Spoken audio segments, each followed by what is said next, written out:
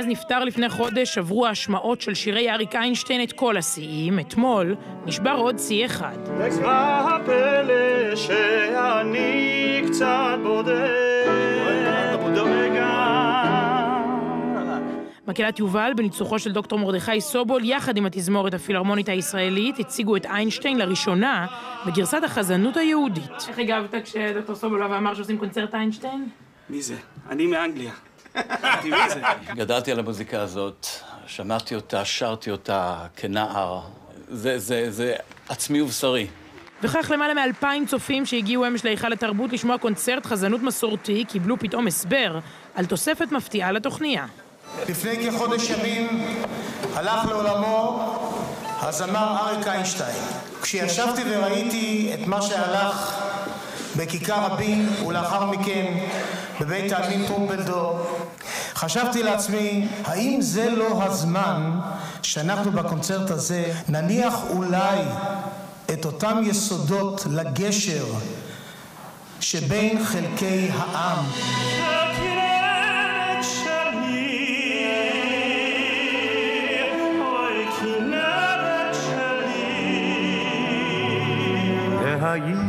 או חלמתי חלום.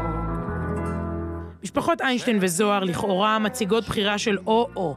אמש ניסו כאן להציג אופציה תרבותית אחרת של גם וגם.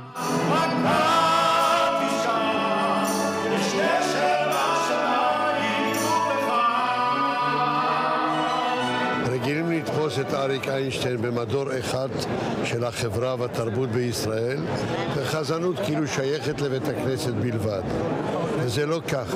שניהם מדברים באותה שפה, שפת הלב ושפת הנשמה. זה קודם לפניי, זה לא משנה. אני ואתה נשנה את העולם. על פי מדד מחיאות הכפיים, רוב הקהל נהנה, אבל פה ושם גילינו אפילו ויכוחים בתוך המשפחה. 100% שילוב נאות, נכון ומוצלח ביותר.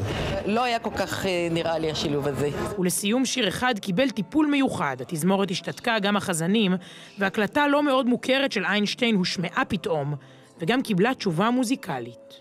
ירושלים של זהב ושל נחושת ושל אור, הלא לבוש סירייך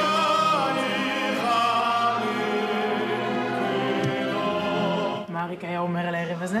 אני חושב שהוא היה מאוד גאה במה שעשינו. ואנחנו באמונה שלמה מאמינים שהוא שם במרומים ושפתיו ידובבו. הלא לבוש